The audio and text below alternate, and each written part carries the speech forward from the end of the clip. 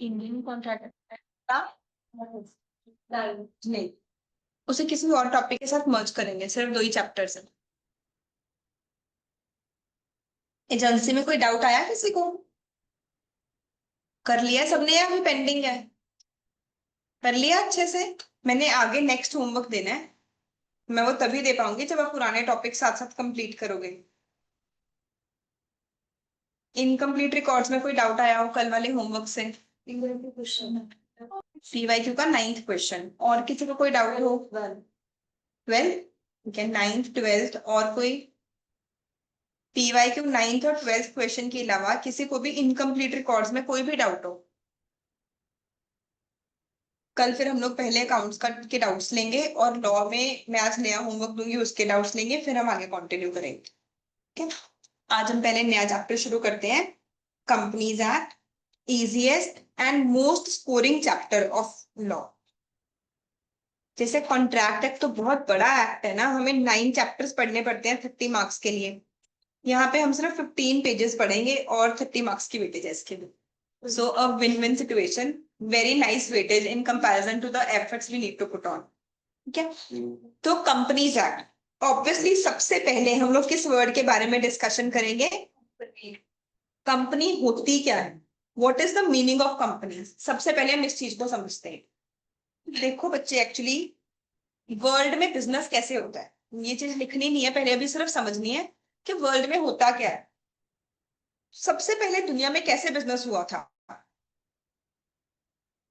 Water के basis पे। Water में क्या हुआ था? There must be matching of fonts.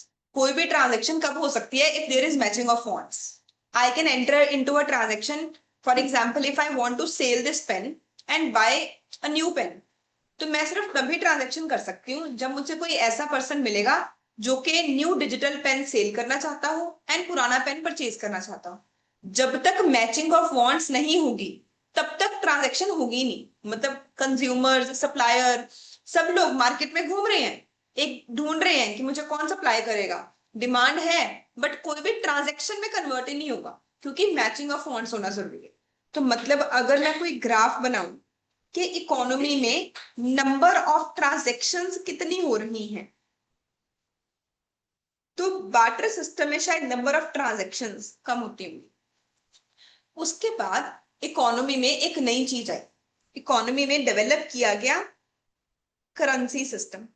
Currency system में बोला गया कि आप हर चीज की कोई ना कोई वैल्यू बना दो। अब अगर किसी भी पर्सन को कोई भी गुड्स परचेज करनी है तो rather than exchange of another goods आप उस वैल्यू की करेंसी उसे दे दो।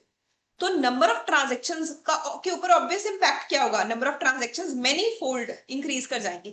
अब मुझे ऐसा कोई पर्सन ढूंढने की जरूरत नहीं है जो कि पुराना पेन खरीदना चाहता हो और नया बेचना चाहता हो। अब मुझे सिर्फ एक ऐसा पर्सन ढूंढना है जो कि पुराना पेन खरीदना चाहता है, मैं उसे ये पेन दूंगी, उससे मुझे कैश मिलेगा। एंड अब मुझे ऐसा एक पर्सन ढूंढना है जो कि नया पेन सेल करने के लिए रेडी है, उससे मैं नया पेन परचेज करूंगी और उसे कैश में पे कर दूंगी। तो बार्टर सिस्टम में अगर नंबर ऑफ ट्रांजेक्शन ये थी, तो जैसे ही वर्ल्ड में करेंसी सिस्टम आया तो ऑब्वियसली नंबर ऑफ ट्रांजेक्शंस, मैं इंडिया लेवल की बात नहीं कर रही हूँ, मतलब वर्ल्ड इकोनॉमी की बात कर रही हूँ, नंबर ऑफ ट्रांजेक्शंस ऑब्वियसली क्या हो गई? मेनी फोल्ड इंक्रीज हो गई। अब जब करेंसी सिस्टम आया तो सबसे पहले बिजनेस ऑर्गेनाइजेशन का कौन सा स्ट्रक्चर था, बिजनेस में कौन से स्ट्रक्चर में ट्रांजेक्शंस की जा रही होंगी? तो सबसे पहले डेवलपमेंट हुई सोल प्रोप्राइटर सिस्टम की। जैसे हम इकोनॉमिक्स पढ़ते हैं ना, साइंस पढ़ते हैं कि साइंस धीरे धीरे इवॉल्व हुई है, वैसे ही लॉ भी धीरे धीरे इवॉल्व हुआ है। तो पहले सिर्फ कौन लोग काम करते थे? सोल प्रोप्राइटर्स ही काम करते थे। सोल प्रोप्राइटर्स की जितनी कैपेसिटी है रिस्क लेने की, मेहनत करने की, वो उस हिसाब से काम कर रहे हैं, और जैसे ही करेंसी सिस्टम आया बिजनेस बढ़ता जा रहा है। बट कुछ टाइम के बाद सोल प्रोप्राइटर को लगा कि मेरी रिस्क टेकिंग कैपेसिटी लिमिटेड है। ऐसी पॉसिबिलिटी है कि कुछ काम ऐसे हैं जिसमें ज्यादा पैसे चाहिए, ज्यादा रिस्क टेकिंग कैपेसिटी है, या मैन आवर ज्यादा चाहिए, मेहनत ज्यादा चाहिए, मैं वो काम कर ही नहीं सकता रहा।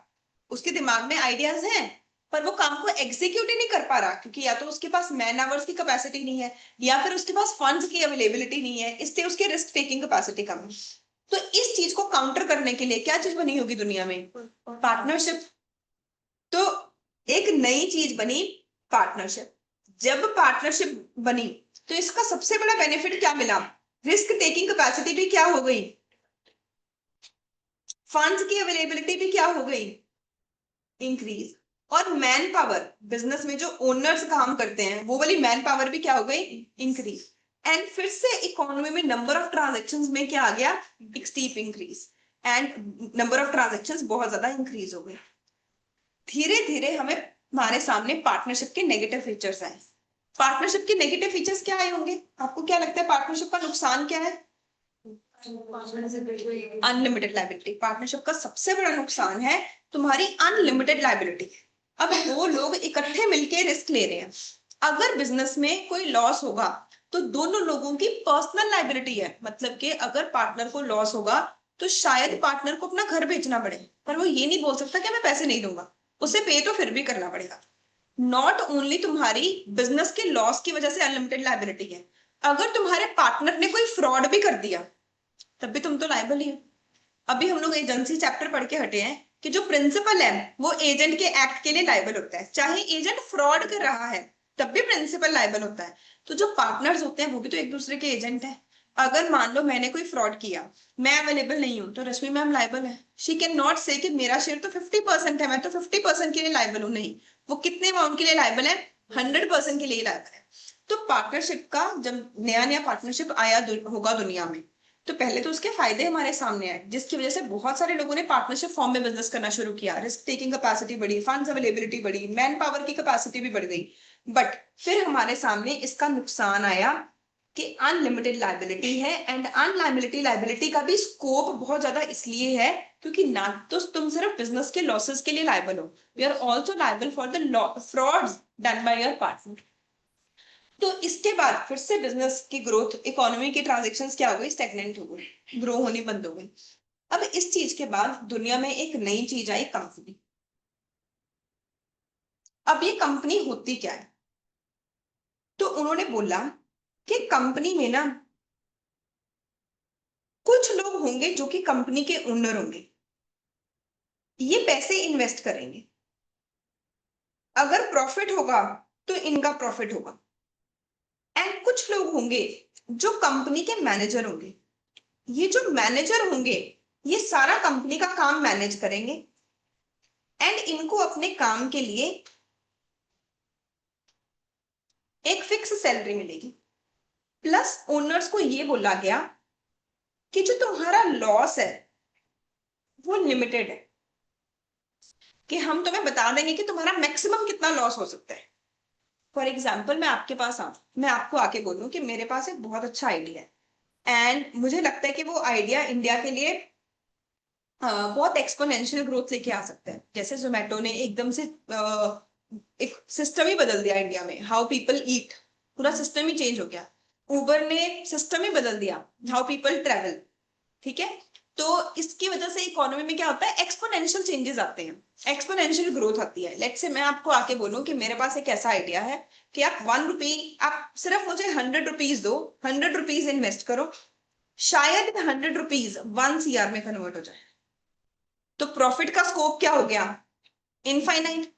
प्लस मैं आपको श्योरिटी दूं कि बाय चांस मेरा आइडिया नहीं भी चला तो मैक्सिमम लॉस कितना होगा, 100 का, कि मैं आपसे कभी भी 100 रुपीज से ज्यादा तो मांगूंगी ही नहीं, आपका लॉस मैक्सिमम कितना होगा, 100 रुपीज का ही होगा।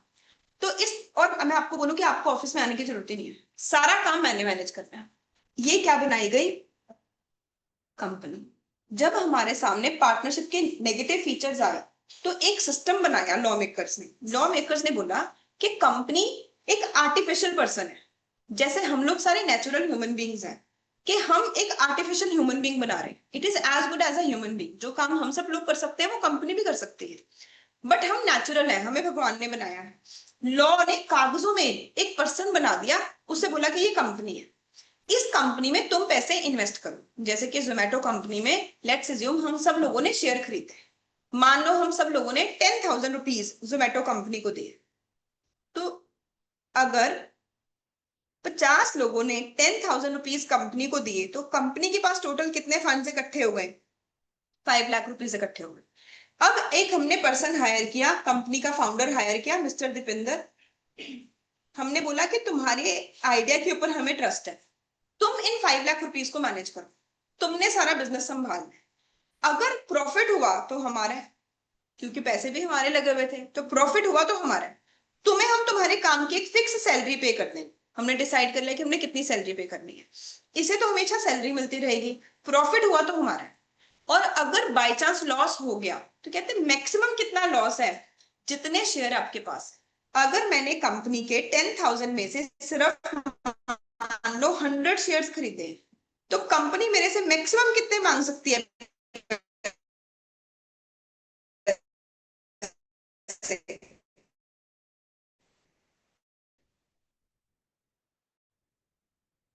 100 इंटू जो भी सब कुछ मिला के, क्या कंपनी मेरे से कभी भी 10 रुपीज से ज्यादा डिमांड कर सकती है? नहीं। तो मेरा लॉस तो क्या हो गया, लिमिटेड, और प्रॉफिट का स्कोप क्या हो गया, इनफाइनाइट। तो क्या आपको लगता है कि लोग इस तरह के ऑर्गेनाइजेशन स्ट्रक्चर में इन्वेस्ट करेंगे? तो जब company form of organisation I, तो वर्ल्ड में फिर से एक्सपोनेंशियल ग्रोथ आई। जो आप बिजनेस स्टडीज वगैरह में या आपने सोशल साइंस में भी पढ़ा होगा कि इंडस्ट्रियल रेवोल्यूशन आई। वो इंडस्ट्रियल रेवोल्यूशन क्यों आई थी? क्योंकि सोसाइटी में एक नई तरह की चीज आई थी, वर्ल्ड में एक नई तरह की चीज आई थी, कंपनी। अगर कंपनी जैसी चीज दुनिया में ना होती, तो बिजनेसेस लाइक एयरलाइन इंडस्ट्री, क्या आपको लगता है कि अभी किसी की कैपेसिटी रही होगी एरोप्लेन बनाने की? एक एरोप्लेन बनाने में शायद 100 CR के आसपास फंड्स चाहिए। एंड अगर कोई पर्सन एयरलाइन इंडस्ट्री में एंटर हो रहा है, उसके पास मल्टीपल एरोप्लेन चाहिए, ठीक है, एयरपोर्ट्स बनाने पड़ेंगे, कितनी ज्यादा इन्वेस्टमेंट चाहिए? क्या किसी एक ह्यूमन बीइंग की इतनी कैपेसिटी है? टेलीकॉम कंपनीज लाइक जियो, आज की डेट में इंडिया में इंटरनेट यूएस से भी चीपर है। यूएस में इंटरनेट एक्सपेंसिव है, इंडिया में चीप है। और अगर इंटरनेट नहीं होगा, हम लोग कैसे एग्जिस्ट ही कैसे करेंगे, ग्रो कैसे करेगा इंडिया? इंटरनेट इतना चीप बना ही कैसे? Because of economies of scale. इतना रिस्क लेने की कैपेसिटी क्या किसी एक पर्सन की हो सकती है? इतने सारे टावर्स लगा दो, पता नहीं अभी लोग इंटरनेट खरीदेंगे कि नहीं। इमेजिन करो ना, जब फर्स्ट टाइम जियो ने इतने सारे टावर्स परचेज कर लिए, इतना इंफ्रास्ट्रक्चर सेटअप कर लिया, तब थोड़ी पता था कि लोग इंडियंस इंटरनेट के पीछे इतने पागल हो जाएंगे कि इतना उसके लिए पे करने को तैयार होंगे। तो ये रिस्क टेकिंग कैपेसिटी वर्ल्ड में आई क्यों? इंडस्ट्रियल रेवोल्यूशन क्यों आया? क्योंकि उनको भरोसा था कि अगर प्रॉफिट होगा तो बहुत ज्यादा होगा, और अगर लॉस होगा तो लॉस लिमिटेड है। जितने मैंने पैसे इन्वेस्ट किए हैं, मुझे सिर्फ उतना ही मेरा लॉस हो सकता है, इससे ज्यादा का लॉस नहीं हो सकता। तो सबसे पहले हम लोगों ने समझना है आज कि कंपनी होती क्या है। ये समझाने से पहले भी मैंने आपको ये एक और चीज साथ में समझाई कि कंपनी की जरूरत ही क्या पड़ी, व्हाट वाज द पर्पस, कि हमें एक नए टाइप का ऑर्गेनाइजेशन स्ट्रक्चर बनाना पड़ा। ठीक है, आप 11th 12th में बिजनेस स्टडीज में पढ़ते हो कि बिजनेस करने के क्या क्या ऑप्शंस है। आप याद करो, आपके पास चैप्टर्स आए होंगे जिसमें आपने सोल प्रोप्राइटर के बारे में पढ़ा होगा, उसके मेरिट्स एंड डीमेरिट्स, एचयूएफ के बारे में पढ़ा, देन पार्टनरशिप फर्म्स के बारे में, कंपनी के बारे में। ऐसे ही हम लोग आगे पार्टनरशिप एक्ट में और भी पढ़ेंगे। पार्टनरशिप एक्ट में आपके पास आएगा क्लब्स क्यों बनते हैं, सोसाइटीज क्यों बनती हैं, अलग अलग ऑप्शंस आएंगे। तो हम एज अ सीए अब लोगों को गाइडेंस देंगे कि आपको अपना बिजनेस करने के लिए किस टाइप का ऑर्गेनाइजेशन स्ट्रक्चर चूज करना चाहिए।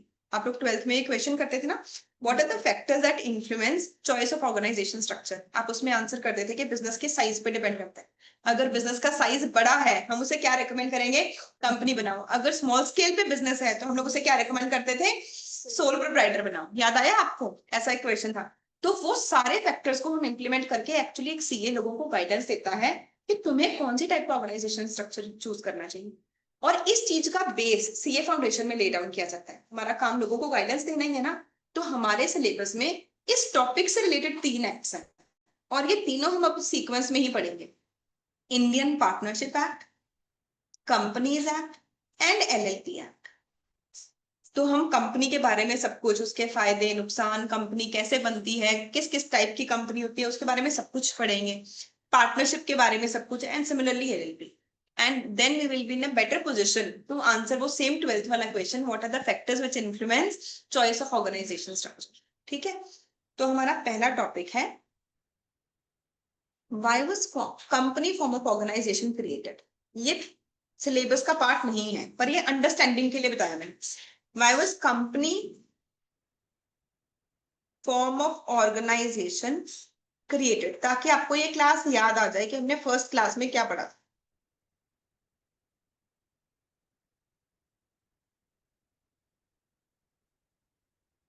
तो अगर मैं किसी ग्राफ में प्लॉट करना चाहूं कि वर्ल्ड में नंबर ऑफ ट्रांजैक्शंस कितनी हो रही हैं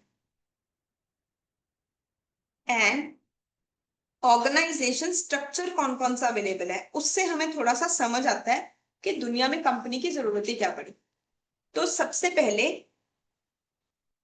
बार्टर सिस्टम से ट्रांजैक्शंस होने लगी और वो सिमिलर नंबर ऑफ ट्रांजैक्शंस काफी देर तक होती रही। फिर बार्टर सिस्टम के बाद हम लोगों ने जब करेंसी सिस्टम बनाया, जब यहाँ पे करेंसी सिस्टम आ गया, तो सोल प्रोप्राइटर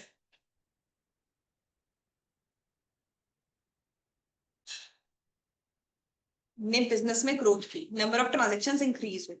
बट वो नंबर ऑफ ट्रांजैक्शंस में जो ग्रोथ थी, देखो ये जो स्लोप है, इससे क्या पता चल रहा है कि नंबर ऑफ ट्रांजैक्शंस इंक्रीज हो रही है, और ये जो स्ट्रेट लाइन है, इससे पता चल रहा है कि वो स्टेगनेंट हो गई, वो रुक गई। सोल करेंसी सिस्टम आने से पहले तो हमें ग्रोथ दिखी इकोनॉमी में, फिर ग्रोथ एक ही जगह पे रुक गई। ग्रोथ एक ही जगह पे क्यों रुक गई? क्योंकि हमारे सामने क्या आया? सोल प्रोप्राइटर के नेगेटिव फीचर्स। सोल प्रोप्राइटर के नेगेटिव फीचर्स क्या क्या थे? रिस्क की कैपेसिटी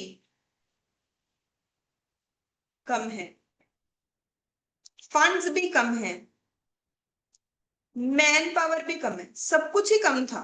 तो एक पर्सन अकेला जो काम कर सकता था, बस वो वही कर रहा था। उसके बाद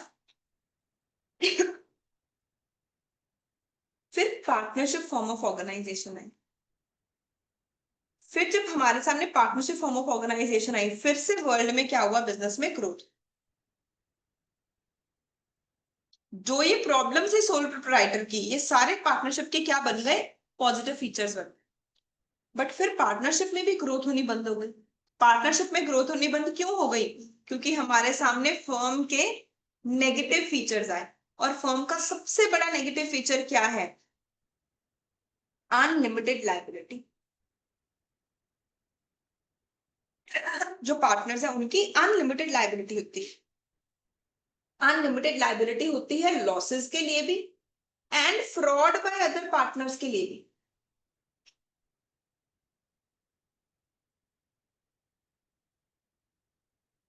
फिर दुनिया में एक चीज बनाई गई, कंपनी, जिसकी वजह से इंडस्ट्रियल रेवोल्यूशन आया।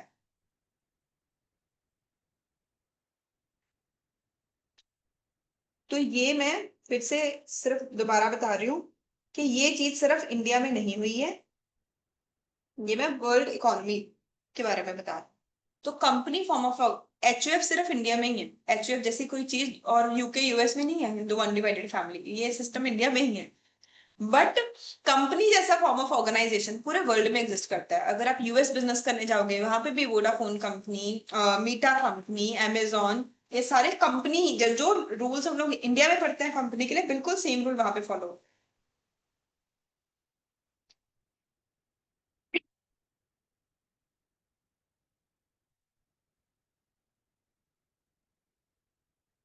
आगे चले। What is a company? ये हमारे सिलेबस का क्वेश्चन है। कंपनी होती क्या है?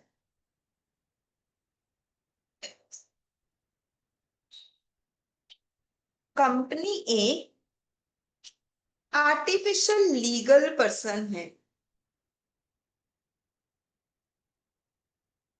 आर्टिफिशियल वर्ड का मतलब नॉट नेचुरल, ये नेचुरल नहीं है, भगवान ने नहीं बनाई है।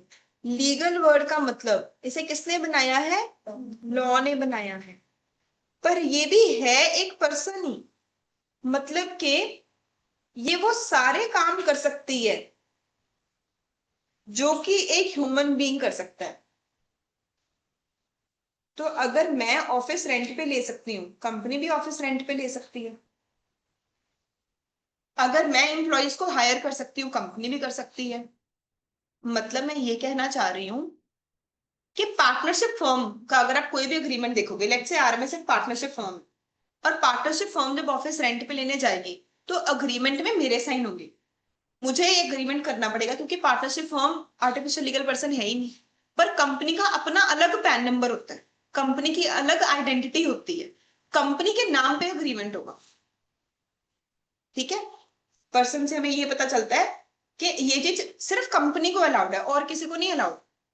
फर्म को, सोसाइटी को, they can not enter into an agreement on its own needs. अब कंपनी में स्ट्रक्चर बनाया क्या गया, कंपनी में हमने सेपरेशन ऑफ पावर कर दी। हमने बोला कुछ लोग हैं ओनर और कुछ लोग हैं मैनेजर। क्या कर दी हमने, कहां पे ये रूल, इसका फायदा क्या होता है सेपरेशन ऑफ पावर, आपने कहीं पे ये पढ़ा हुआ है, ये वर्ड आया है कभी आपके सिलेबस में, डिवीजन ऑफ पावर?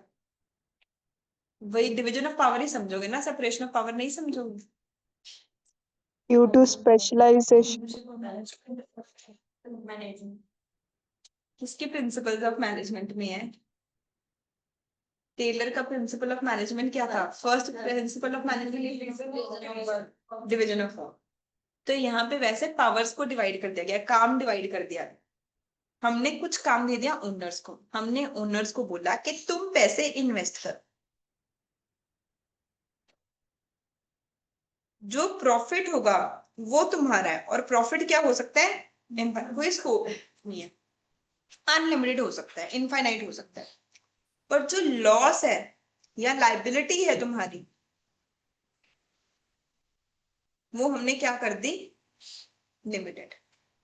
और मैनेजर को बोला कि आपने सारा काम संभालना, एग्जीक्यूशन किसने करनी है, काम किसने करना है, मैनेजर ने करना है। मैनेजर को कोई प्रॉफिट में शेयर नहीं मिलेगा, मैनेजर को सिर्फ क्या मिलेगी, एक fix salary, irrespective of profit और लॉस, उसे अपने काम के लिए सैलरी मिलेगी। तो अगर हम रिलायंस कंपनी के का एग्जांपल लें, मान लो मैंने रिलायंस के शेयर खरीद लिए, तो मैं ओनर तो बन गई हूँ, बट मेरे पास कोई भी डिसीजन मेकिंग की पावर नहीं है। सारा काम करने की पावर किसके पास है, जो भी कंपनी के सीईओ है, let's say CEO is Akash Ambani, वो सारे डिसीजन वो लेंगे, ठीक है। तो ओनर्स को ही हम कंपनी के कंटेक्स्ट में क्या बोलते हैं, एंड मैनेजर को हम लोग कंपनी के कंटेक्स्ट में बोलते हैं डायरेक्टर। जरूरी नहीं है कि जो शेयर होल्डर है वो डायरेक्टर नहीं बन सकता, एक person share holder and director दोनों हो सकता है, ठीक है। A person can be both share holder and director. अब मान लो मैंने रिलायंस कंपनी, हम सबने लेट्स से रिलायंस कंपनी के शेयर परचेज कर लिए, तो हर कंपनी की एजीएम होती है। तो कंपनी की एजीएम हुई, कंपनी ने बोला यार इस साल तो हमें बिल्कुल प्रॉफिट नहीं हुआ, तो आपको कोई डिविडेंड नहीं मिलेगा, कि इस साल तो हमें लॉस हो गया। तो क्या हम लोग उन पे विश्वास कर लेंगे, नहीं करेंगे विश्वास, हम बोलेंगे आकाश अंबानी की शादी पे इतने पैसे लगाए थे, तुम्हारा सारा ध्यान तो वहां पर है, कहाँ से प्रॉफिट होगा, हम नहीं विश्वास करेंगे। तो इस चीज को चेक करने के लिए कोई ना कोई रूल बनाना पड़ेगा ना। देखो, दुनिया में हमने एक चीज बना दी कंपनी, अब अगर इसमें हमने सारे पॉजिटिव फीचर ना डाले तो लोगों का इस पे भी विश्वास खत्म हो जाएगा। जैसे सोल प्रोप्राइटर सिस्टम पे एक लेवल पे आके विश्वास खत्म हो गया, पार्टनरशिप फर्म पे एक लेवल पे आके विश्वास खत्म हो गया, इकोनॉमी स्टेगनेंट हो गई। तो अब अगर कंपनी फॉर्म ऑफ ऑर्गेनाइजेशन अभी तक चल रही है, उसका कारण क्या है, कि जो भी प्रॉब्लम्स आ सकती होंगी इसमें, वो सारी प्रॉब्लम्स सॉल्व की गई। अब ऐसा पॉसिबल है ना कि हम एजीएम पे जाएं और कंपनी बोले कि हमें लॉस हुआ है, तो आपको तो कोई डिविडेंड नहीं मिलेगा, या फिर हमें लगे डायरेक्टर तो फ्रॉड कर रहे हैं, वो तो मस्ती कर रहे हैं, वो बिजनेस पे प्रॉपरली फोकस ही नहीं कर रहे। तो इस चीज को चेक करने के लिए आपको क्या लगता है क्या किया गया हो, अकाउंट्स बनाओ, ठीक है, मुझे लगता है अकाउंट से पीएनएल ही झूठा बना हुआ है, तो फिर अकाउंट्स चेक करो, कौन करेगा अकाउंट्स चेक, इसलिए सीए का प्रोफेशन बनाया गया। अगर कंपनी फॉर्म ऑफ ऑर्गेनाइजेशन ना होती तो सीए की दुनिया में क्या जरूरत है, सीए का काम ही क्या है, अगर मान लो मेरा ही बिजनेस है, मैं खुद को झूठ बोलने के लिए पीएनएल झूठा थोड़ी बनाऊंगी, मैंने अपने बिजनेस के डिसीजन लेने हैं, मैं अपने पास तो रियल पीएनएल ही बनाऊंगी ना। मैं झूठा पीएनएल कब बना सकती हूँ, जब मैंने वो किसी और को दिखाना है, तब हमें चेक करने की जरूरत है कि वो सही बना है कि नहीं। तो अगर कंपनी फॉर्म ऑफ ऑर्गेनाइजेशन ना होती तो दुनिया में चार्टर्ड अकाउंटेंट की भी जरूरत भी ना होती। तो एक सीए का प्रोफेशन बनाया गया, जो एजेंट होता है शेयर होल्डर का। CA is an agent of shareholder, जो एजेंट के राइट्स एंड ड्यूटीज हैं, वो सारे राइट्स एंड ड्यूटीज हैं सीए के पास। तो हम अगर ये पढ़ेंगे कंपनीज एक्ट में, what are the rights and duties of auditor of the company, same जो हमने एजेंट के राइट्स एंड ड्यूटीज पढ़े ना, वो रिपीट होंगे। सीए शेयर होल्डर्स का क्या होता है? एजेंट होता है। उसका काम क्या होता है? उसने एश्योर करना होता है कि जो फाइनेंशियल स्टेटमेंट्स हैं, अगर आपको एफएस वर्ड नहीं पता तो मैं बहुत फ्रीक्वेंटली यूज होता है, नहीं तो आप फुल फॉर्म लिखो। Financial statements represent true and fair view of state of affairs। Exactly यही वर्ड्स यूज होते हैं अकाउंट्स में भी। मैंने जो आपको पहला चैप्टर बोला ना, हम कंपनीज अकाउंट्स का करेंगे, सेम यही वर्ड्स आएंगे कि जो सीए का मेन काम ये है, सीए का कोर्स इसलिए बनाया गया कि जो फाइनेंशियल स्टेटमेंट्स हैं वो ट्रू एंड फेयर व्यू दिखाएं state of affairs of company का। कंपनी में जो चीज चल रही है, पीएनएल बैलेंस शीट में बिल्कुल वही चीज दिखनी चाहिए। ना तो ओवर स्टेटिंग ऑफ प्रॉफिट होनी चाहिए, ना ही अंडर स्टेटिंग ऑफ प्रॉफिट होनी चाहिए। दोनों ही नहीं होने चाहिए, दोनों ही नुकसानदायक है। आप बताओ, मान लो ये तो समझ आता है कि अंबानी जी झूठ बोल दें कि प्रॉफिट कम हुआ है ताकि हमें डिविडेंड ना देना पड़े, ताकि टैक्स देना पड़े। क्या रिवर्स भी हो सकता है? वो झूठ बोल दे बहुत प्रॉफिट हुआ है, क्यों ऐसा क्यों करेंगे वो? मार्केट वैल्यू बढ़ जाए, ताकि उनके शेयर्स की मार्केट वैल्यू क्या हो? इंक्रीज। ताकि वो जब नए बिजनेस के लिए फंड्स रेज करें, हम उसमें भी पैसे खरीद लें, शेयर्स खरीद लें। तो दोनों चीजें ही नहीं होनी चाहिए। ना अंडर रिप्रेजेंटेशन होनी चाहिए, ना ही विंडो ड्रेसिंग, मिस रिप्रेजेंटेशन होनी नहीं चाहिए। ट्रू एंड फेयर व्यू होना चाहिए state of affairs of company. यहाँ तक सब कुछ क्लियर है? रिवाइज, उसके बाद आगे चलते हैं।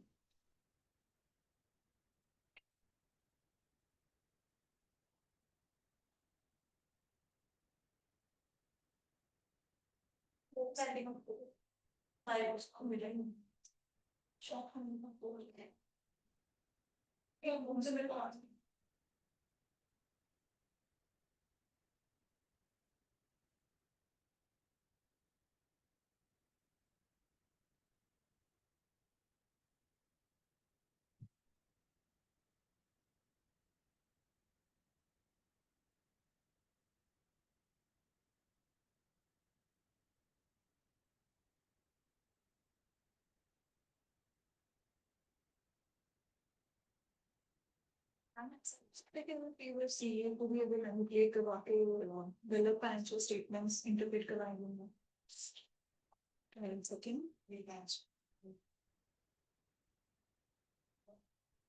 क्या बोल रहे हो? ऐसा ना ऐसा लगे चार्टर्ड अकाउंटेंट को मैनिपुलेट करवा के फाइनेंशियल स्टेटमेंट्स। तो उनका लाइसेंस कैंसिल होता है। हाँ, सीएस भी कई बार फ्रॉड में इन्वॉल्व होते हैं।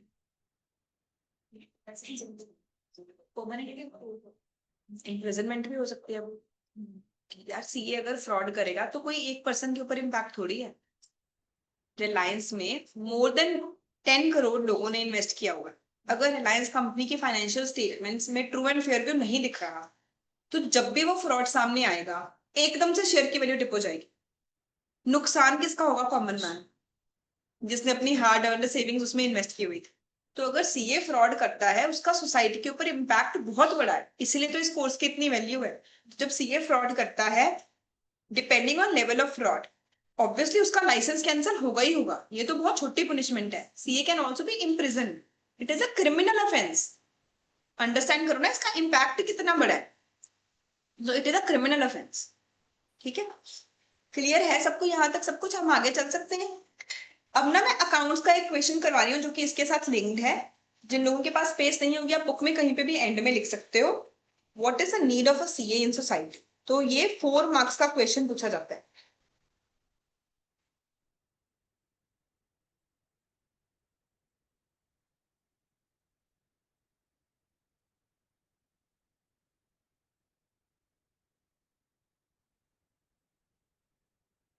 यह पूछा जाता है कई बार, what is the role of a CA in society. जब आप अकाउंट्स की थ्योरी पढ़ोगे ना, उसमें ये क्वेश्चन आएगा कि एक्चुअली सीए का रोल क्या है। तो सीए का सबसे पहला रोल तो क्या आ गया? Audit financial statements of company and assure they represent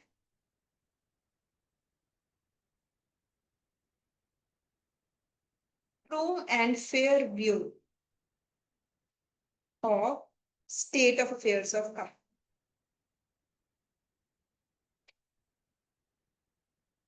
जब मान लो हर 2 दिनों बाद न्यूज आए कि आरएमएस की बैलेंस शीट तो फ्रॉड है, किसी सीए ने पैसे लेके साइन कर दिया, फेसबुक की बैलेंस शीट भी फ्रॉड है, फेसबुक के सीए ने भी पैसे लेके साइन कर दिया, एंड गूगल की भी फ्रॉड है, तो इसका इम्पैक्ट क्या होगा? मान लो हर थोड़े दिनों बाद यही न्यूज आ रही है कि किसी सीए ने फ्रॉड किया, क्या होगा इससे?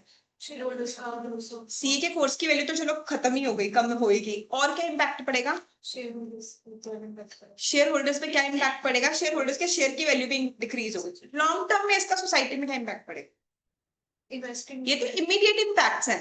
investment very good. लोग शेयर मार्केट में इन्वेस्ट करना ही बंद करते हैं। क्या तुम शेयर खरीदोगे? नहीं। तुम्हें लगेगा कि यार कंपनी की फाइनेंशियल स्टेटमेंट पे भरोसा ही नहीं किया जा सकता, मैं तो कंपनी में जा नहीं रही चेक करने, मेरे पास तो पावर है नहीं कंपनी के कोई भी डिसीजन लेने की, कंपनी के डिसीजन लेने की पावर तो किसके पास है? डायरेक्टर के पास है, राइट? एंड मुझे ट्रस्ट ही नहीं है कि जो डायरेक्टर है वो सही काम कर रहा है कि नहीं। सीए ने इसका ऑडिट करना था, उस पर भी ट्रस्ट नहीं है, तो लोग कंपनी को पैसा देने ही बंद कर देंगे। और जब मार्केट में मनी फ्लो नहीं होगा तो क्या कैपिटल फॉर्मेशन होगी? नहीं। समझ रहे हो? तो मेरे फादर ना एक सेल्फ मेड मैन है, तो जब मैं सीए कर रही थी तो मैं उनसे ऑब्वियसली ऐसी चीजों के बारे में बहुत अपने फादर से डिस्कस करते हैं, तो मेरे फादर मुझे बिजनेस में सिखाते थे कि कभी भी ऐसी चीज पे पैसे मत लगाओ जो घोड़ा कोई और चला। तो मेरे दिमाग में ये चीज तब से बैठी हुई है, मतलब मैं सीए हूँ, मुझे अच्छे से पता है बैलेंस शीट कैसे स्टडी करनी है, बट मैं फिर भी इक्विटी, अगर मुझे कोई पूछे कि तुम इन्वेस्ट कहाँ करोगे, मैं गोल्ड में इन्वेस्ट कर दूंगी, मैं प्रॉपर्टी में इन्वेस्ट कर दूंगी, पर मैं खुद सीए हूँ, फिर भी मेरे माइंड में ऐसा बैठा होगा कि कंपनी में इन्वेस्ट नहीं करना, क्योंकि उसे चला कौन रहा है? डायरेक्टर। जो घोड़े को कोई और चला रहा है, कहते उसके ऊपर अपने पैसे नहीं लगाने। एक पुराने जमाने के लोगों की ये सोच थी। तो जब ऐसी सोच हो, अगर सीए के कोर्स के ऊपर कॉन्फिडेंस ना हो, अगर सीए के साइन के ऊपर कॉन्फिडेंस ना हो, क्या सेंसेक्स जो डेली कंपनीज की वैल्यू इंक्रीज हो रही है, ये हो पॉसिबल है? नहीं। और अगर कंपनी के पास फंड्स ही नहीं आएंगे, तो जो अभी हमने डिस्कस किया कि इतने बड़े बड़े बिजनेसेस, एयरलाइन इंडस्ट्री, क्या इनोवेशन पॉसिबल है? क्या गूगल जैसी कंपनी बनाने का रिस्क कोई एक पर्सन ले सकता है? इम्पॉसिबल है। तो जो भी मार्केट में, फॉर एग्जाम्पल एलॉन मस्क कहता मैंने स्पेस पे जाना, भाई वो रिस्क क्यों ले पा रहा है? क्योंकि वो रिस्क करोड़ों लोगों में डिवाइड हो गया। अकेले एलॉन मस्क के पैसे नहीं लगे हुए हैं, करोड़ों लोगों ने पैसे दिए हैं, फिर जाके उसकी कैपेसिटी बनी कि चलो ट्राई करते हैं, क्या पता हम स्पेस पे चले जाए, राइट? तो ये सबसे बड़ा रोल है सीए का। ही audit financial statements. Second, a CA is agent of government and assures fair collection of tax. India की पॉपुलेशन 100 सीआर प्लस है। अगर कोई टैक्स की चोरी कर रहा है, सौरभ तो भरता ही नहीं प्रॉपर टैक्स, तो उसे चेक कौन करेगा? क्या गवर्नमेंट के पास कैपेसिटी है? क्या इतने ऑफिसर्स हैं कि हर पर्सन के इनकम टैक्स की रिटर्न की इन्वेस्टिगेशन की जाए? और गवर्नमेंट इतना खर्चा थोड़ी कर सकती है कि IRS officer, specially income tax officer इतने सारे हायर करे कि सबकी रिटर्न चेक करनी है। तो वो बोलते हैं कि जब तुमने टैक्स पे किया, टैक्स ऑडिट करवाओ, इसके ऊपर सीए के साइन करवा के लाओ कि तुमने टैक्स की कैलकुलेशन सही की है या नहीं।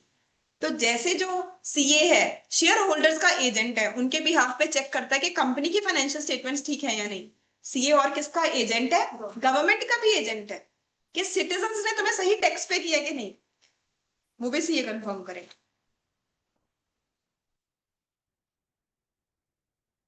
He is also agent of banks.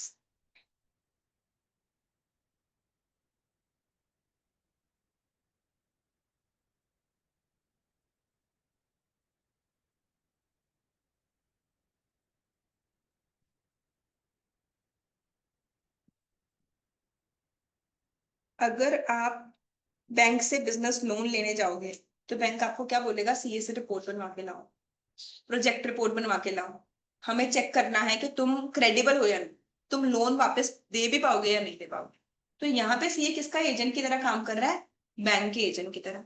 अगर बैंक को सीए की रिपोर्ट से लगेगा, प्रोजेक्ट रिपोर्ट से, कि हाँ इसके बिजनेस में प्रॉफिट होगा, ये लोन का इंटरेस्ट पे कर पाएगा, लोन पे कर पाएगा, तब तो बैंक उसे लोन देगा, नहीं तो बैंक उसे लोन ही नहीं देगा।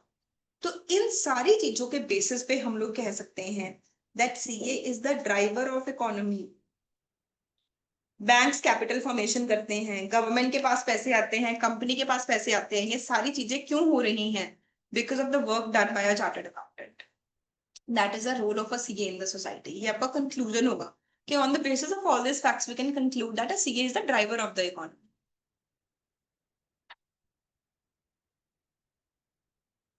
ठीक है, याद रहेगा ना सबको? बेसिकली शॉर्टकट में रिवाइज करना हो तो सीए 3 लोगों का एजेंट है, गवर्नमेंट का भी एजेंट है, बैंक्स का भी एजेंट है, एंड शेयर होल्डर्स का भी एजेंट। अब आप एक्सप्लेन तो कर ही लोगे, इतना तो सीख ही लिया आपने बिजनेस स्टडीज में। Next question.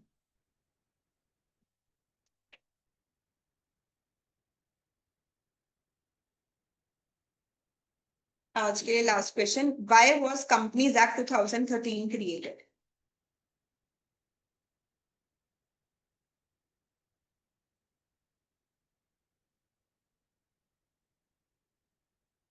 कंपनीज एक्ट 2013 क्यों बनाया गया?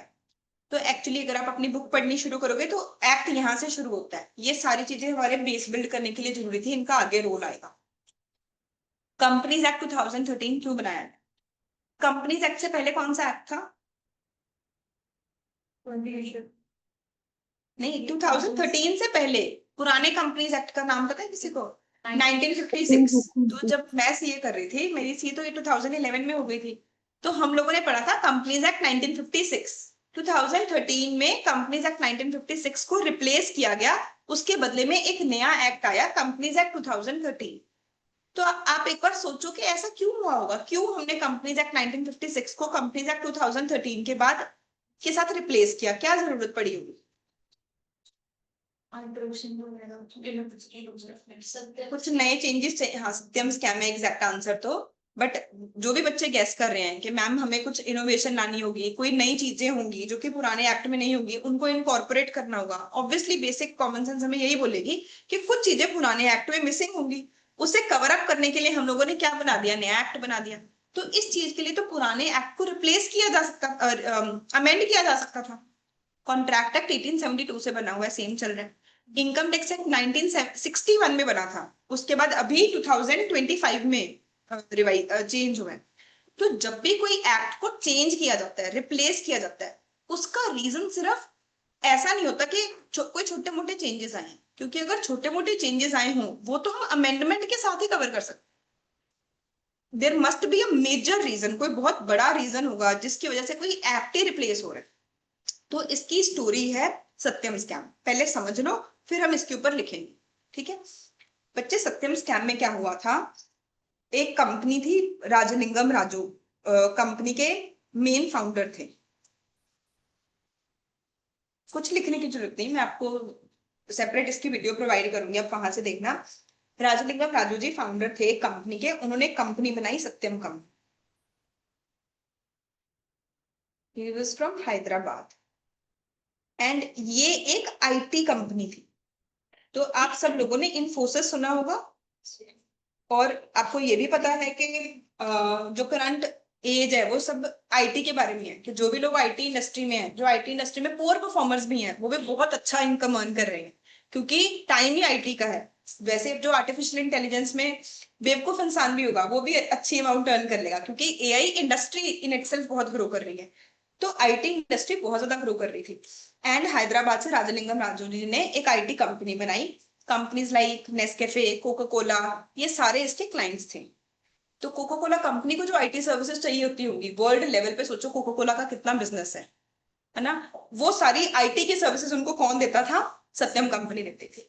सत्यम कंपनी ने इतनी ग्रोथ की है कि इंडियन कंपनी में कि इनके शेयर्स न्यूयॉर्क स्टॉक एक्सचेंज पे लिस्टेड थे। ये बहुत बड़ी बात है, आपकी कंपनी के शेयर इंडिया में लिस्ट होना ही बहुत बड़ी बात है कि सेबी में आपके शेयर लिस्टेड है। इनके शेयर न्यूयॉर्क स्टॉक एक्सचेंज में भी लिस्टेड थे, अमेरिका में जाकर भी इन्होंने इतनी ग्रोथ की, तो न्यूयॉर्क स्टॉक एक्सचेंज में शेयर्स लिस्टेड थे।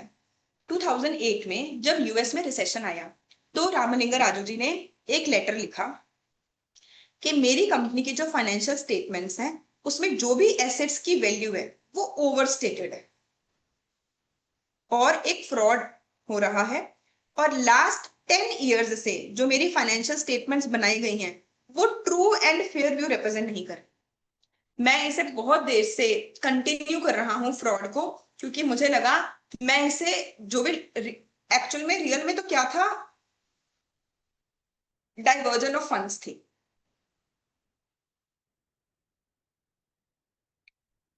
डाइवर्जन ऑफ फंड्स का मतलब क्या होता है? Something distributed. डाइवर्जन का मतलब होता है कहीं और पैसे यूज कर लेना। ठीक है, बच्चे मान लो आप सबने आरएमएस को जो फीस दी, मैं वो पैसे आरएमएस की जगह किसी और काम में यूज करूं, तो लॉन्ग टर्म में क्या होगा? कंपनी बंद हो जाएगी। लेट से मैंने आप सबसे फीस ले ली, अब मेरी ड्यूटी क्या बनती है कि मैं पहले रेंट पे करूं, जो भी आरएमएस की एक्सपेंसेस है पहले वो करूं, टीचर्स को सैलरी पे करूं, उसके बाद जो प्रॉफिट बचेगा मैं उसका जो मर्जी करूं। ठीक है, बट मान लो मुझे जो फीस कलेक्ट हुई, मैंने उससे आरएमएस की एक्सपेंसेस नहीं की, मैंने रेंट वाले को बोला कोई नहीं मैं थोड़े दिनों बाद दूंगी, मैं उसे डिले कर रही हूँ, मैं टीचर्स को भी बोल रही हूँ थोड़े दिनों बाद पेमेंट करूंगी, तो उनका मेरे साथ अच्छा रिलेशनशिप है, वो थोड़ी देर तक के लिए होल्ड कर लेंगे, एंड मैं पैसे किसी और काम के लिए यूज कर रही हूँ। लेट से मुझे लगता है यार ज्वेलरी में बड़ी ग्रोथ हो रही है, ज्वेलरी में पैसे इन्वेस्ट करने चाहिए, तो मैंने पैसे ज्वेलरी में इन्वेस्ट कर। नेक्स्ट मंथ फिर से मुझे बच्चों से फीस आई, मैंने फिर से थोड़े बहुत पैसे रेंट के दे दिए, थोड़ी बहुत टीचर्स की सैलरी दे दी, पुराने मंथ के भी पेंडिंग थे और बाकी की अभी भी पेंडिंग है, पर फिर भी टीचर्स का मेरे साथ अच्छा रिलेशनशिप है, शायद वो कुछ भी ना करें और मैंने बिजनेस में से पैसे निकाल के किसी और जगह पे यूज कर दी। ठीक है, ऐसे मान लो मैंने रेगुलरली बड़ी देर तक की, 5-6 महीने तक किया, तो अगर मैं 5 to 6 months तक टाइम पे रेंट देती नहीं हूँ, कभी 20% दे देती हूँ, कभी 30% दे देती हूँ, टीचर्स को टाइम पे सैलरी नहीं देती, तो अल्टीमेटली लॉन्ग टर्म में क्या होगा? क्या टीचर्स जितनी डेडिकेशन से परफॉर्म करते हैं उतनी डेडिकेशन से परफॉर्म करेंगे? नहीं। एंड अगर टीचर्स डेडिकेशन से परफॉर्म नहीं करेंगे, क्या स्टूडेंट्स का रिजल्ट आएगा? नहीं। तो अल्टीमेटली कंपनी क्या हो जाएगी? दुनिया में जो भी रियल एस्टेट कंपनीज बंद होती हैं उसका यही रीजन होता है, आप कभी भी कोई न्यूज आर्टिकल पढ़ोगे ना कि रियल एस्टेट कंपनी बंद हो गई, उसका रीजन होता है वो लोगों से पैसे तो एक प्रोजेक्ट के लिए लेते हैं, उन लोगों, लेट से तुम सबने मुझे पैसे दे दिए मोहाली में फ्लैट खरीदने के लिए, मैंने पैसे इस चीज के लिए लिए, पर मैंने वो पैसों से मोहाली में फ्लैट बनाए नहीं, मैंने उससे नई जमीन खरीदी। रिलेट कर पा रहा कोई पर्सन? ऐसा होता है रियल एस्टेट में, उससे वो नई जमीन खरीद लेते हैं क्योंकि उनको लगता है प्रॉपर्टी के रेट्स बढ़ रहे हैं, प्रॉफिट अर्न करो, लोगों को घर लेट दे देना क्या फर्क पड़ेगा। तो लोगों को फ्लैट की का प्रॉमिस किया होता है कि आपको घर मिल जाएगा 2 साल बाद, उनको 5-5 साल तक घर ही नहीं मिलता। ऐसा थोड़ी है कि बिल्डर के पास पैसे नहीं थे और या घरों की डिमांड नहीं है, घर सेल नहीं हुए, घर सेल भी हो गए, बिल्डर के पास पैसे भी हैं, पर बिल्डर ने पैसे वहां पर यूज ही नहीं किए, उसने बोला फिर क्या होगा, लोगों को लेट दे देंगे, तब तक मैं अपना फायदा सोचता हूँ, उसने कोई नए प्रोजेक्ट की जमीन में जगह खोली। तो ये पर्सन भी ना डाइवर्जन ऑफ फंड्स करते हैं। कंपनी की बुक्स में दिख रहा है कि कंपनी के पास पैसे हैं, कंपनी का बिजनेस भी बहुत अच्छा चल रहा है, कोको कोला जैसी कंपनी उसके क्लाइंट्स हैं और कोको कोला उसका सबसे शायद छोटा क्लाइंट होगा, एंड वो कंपनी पैसे यूज कर रही है किसी और काम के लिए, तो तुम इस फ्रॉड को कितनी देर तक चला लोगे? अगर तुमने एक बार किया, 2 बार किया, अल्टीमेटली अगर मैं कभी भी टीचर्स को टाइम पे सैलरी पे कर देती चीज ठीक हो जाती, बट अगर मैं 6 मंथ तक टीचर्स को पे नहीं करी और इसने बोला मैं 7-8 ईयर्स से ऐसा कर रहा हूं, तो अल्टीमेटली क्या होगा, इसे एक दिन तो सच बोलना ही पड़ेगा। तो इसने खुद ही लेटर में लिख दिया कि हमने भाई ये फ्रॉड किया है और इसमें सिर्फ मैं रिस्पॉन्सिबल हूँ, और जो भी कंपनी के डायरेक्टर्स हैं, जो कि इसके भाई बहन थे, इसकी वाइफ थी, इसका बच्चे थे, कहता है उनका कोई इन्वॉल्वमेंट नहीं है, सारा मेरा रोल है। जैसे ही ये न्यूज आएगी क्या होगा? शेयर मार्केट डूब जाएगा, इकोनॉमी शेयर की वैल्यू क्या हो जाएगी? शेयर की वैल्यू बहुत शार्प डिक्रीज होगी, सब लोग बोलेंगे एक सेकंड में शेयर बेच दो। तो जब किसी शेयर की वैल्यू एक दिन में 20% से डिक्रीज हो जाए तो सर्किट लग जाता है। सर्किट लगने का मतलब ये होता है कि उस दिन के लिए शेयर की ट्रेडिंग स्टॉप हो गई, कि अब अगर किसी पर्सन ने शेयर खरीदना है या बेचना है इस कंपनी का तो कल करना। व्हाट आई मीन टू से इज, मान लो मैं सेबी हूं, मुझे पता चले कि यार सब लोग ही आरएमएस का शेयर खरीद रहे हैं, आरएमएस के शेयर की वैल्यू थी 10, डिमांड बढ़ गई, तो जब सब लोग ही आरएमएस का शेयर खरीद रहे हैं तो 10 रुपीज से शेयर की वैल्यू क्या होगी? 10.1, 10.2, 10.3, सब खरीदे जा रहे हैं, डिमांड बढ़ती जा रही है, तो शेयर की वैल्यू क्या होती रहेगी? इंक्रीज। जब शेयर की वैल्यू 12 हो जाएगी तो सेबी कहता है ये ना इमोशनल परचेज हो रही, कि एक दिन में आरएमएस ने ऐसा क्या कर दिया कि शेयर की वैल्यू इतनी ज्यादा इंक्रीज हो गई, तो ये क्या है? इमोशनल परचेज है, मैं इसे अवॉइड करना चाहता हूं क्योंकि इससे आम बंदे को नुकसान हो जाता है। जो मैनिपुलेशन कर रहा है वो तो कर लेता है, और नुकसान किसका हो जाता है? आम बंदे का। इनसाइडर ट्रेडिंग जो नहीं कर रहा उसका हो जाता है। तो सेबी कहता है आज बस, आज कोई आरएमएस के शेयर नहीं खरीदेगा, अब इसकी टर्न कल आएगी। इसे हम लोग बोलते हैं सर्किट। तो जब रामलिंगा राजू जी की ये न्यूज आई, उन्होंने खुद ही एक लेटर निकाला। जैसे ही लेटर निकाला, आज तक पे न्यूज रीडर पढ़ने लग गए लेटर। जैसे ही लोगों ने न्यूज पढ़ी, उन्होंने फटाफट से शेयर सेल करना शुरू कर दिया। जब सप्लाई इंक्रीज हो गई तो शेयर की वैल्यू क्या हो गई? डिक्रीज। उस पर सर्किट लग गया। ये बहुत बड़ी बात है। तो जैसे आपने पढ़ा होगा 1930s में जब रिसेशन आया था, तो ब्लैक ट्यूसडे या ब्लैक फ्राइडे क्या बोलते हैं, ब्लैक फ्राइडे आया था। जब 1930s में डिप्रेशन आया था, रिसेशन की भी नेक्स्ट स्टेज आई थी।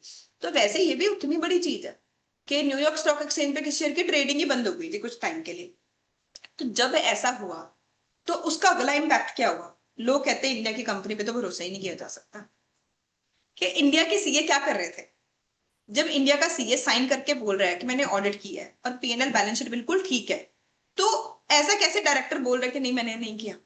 तो लोगों ने इंडिया की कंपनीज के ऊपर भरोसा करने बंद कर दिया। अगर लोग इंडिया की कंपनी के ऊपर भरोसा ही नहीं करेंगे तो इंडिया में पैसे ही नहीं आएंगे। तो इंडिया की कंपनी बिजनेस कैसे करेगी? इंडिया ग्रो कैसे करे? तो इस स्टेज पे हमें लगा कि हम एक ऐसा सिस्टम बनाएं कि इंडिया की कंपनीज में फ्रॉड होने के चांसेस और कम हो जाएं, ताकि जो ग्लोबल इन्वेस्टर्स हैं उनका कॉन्फिडेंस इंडिया पे इंक्रीज हो और वो इंडिया में पैसे इन्वेस्ट करें। तो कोई छोटे मोटे चेंज के लिए हमने कंपनीज एक्ट 1956 को अमेंड नहीं किया। प्रॉब्लम वाज कि ग्लोबली इन्वेस्टर्स का इंडिया के इकोसिस्टम पे, इंडिया के कॉर्पोरेट सिस्टम पे कॉन्फिडेंस ही खत्म हो गया। तो हमने बोलना था कि हमने भी इतना मेजर चेंज किया है कि अब कंपनीज में ऐसा फ्रॉड हो ही नहीं सकता, जिसकी वजह से इंडिया में फिर से इन्वेस्टमेंट आने लगी। समझ आई बात? तो हमारे पास क्वेश्चन है, why was companies act 2013 created?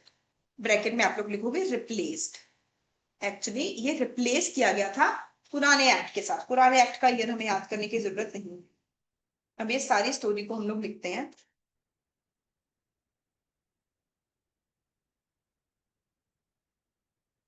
In the backdrop of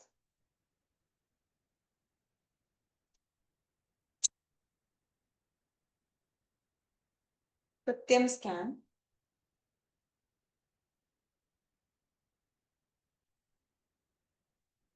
it was necessitated to increase the confidence of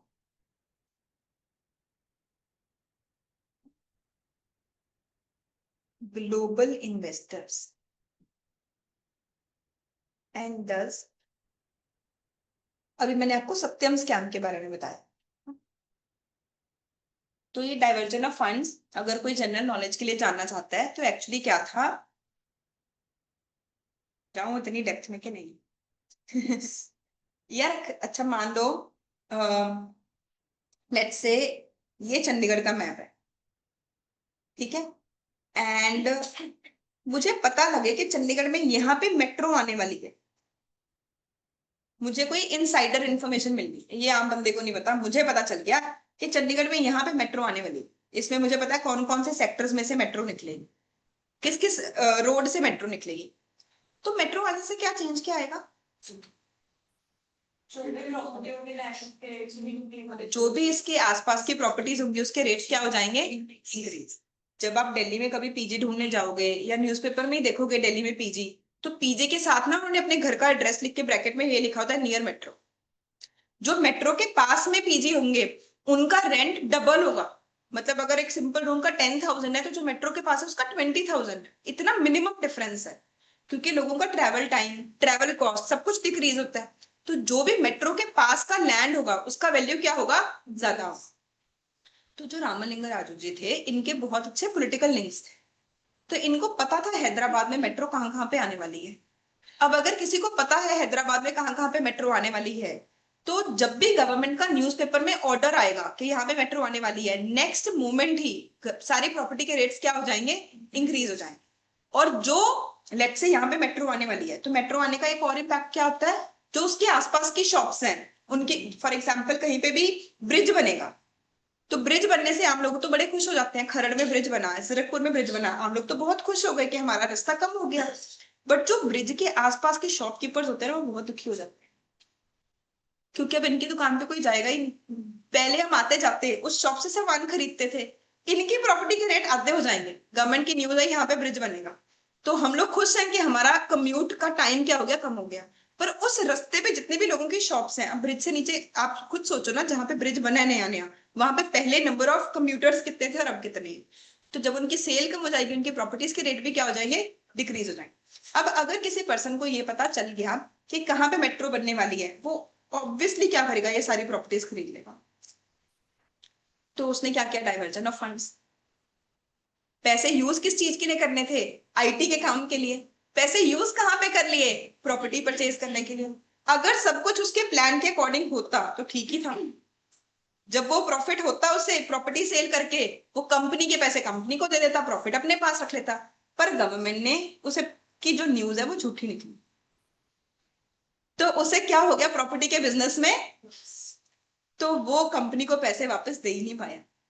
तो ऐसा नहीं कि एकदम से वो रामचंद्र जी बन गए थे और उसे लगा मुझे सच सच बोल देना चाहिए, उसके पास कोई ऑप्शन ही नहीं बचा था सच बोलने के अलावा।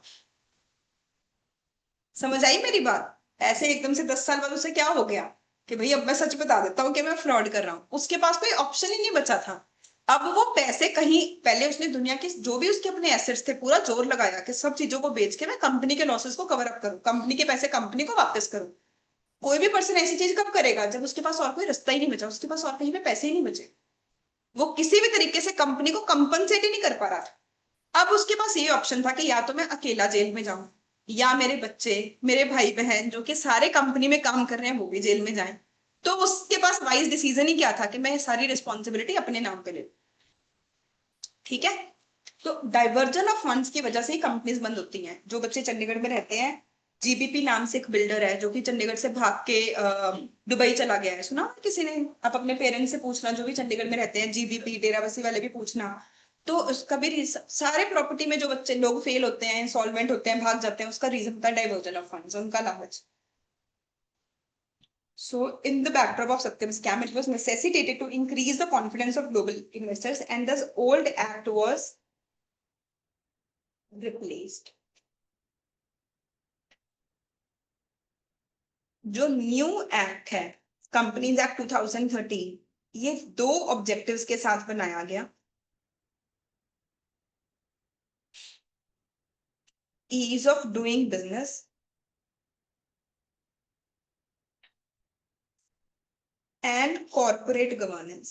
ये दोनों पॉइंट्स मैं आपको कल समझाऊंगी। मुझे रसूल मैम का कॉल आ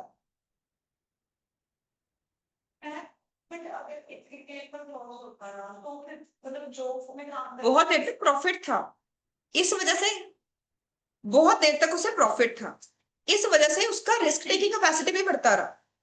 यार जब कोई पर्सन चोरी करता है, क्या पहले ही दिन 1 करोड़ की चोरी करता है?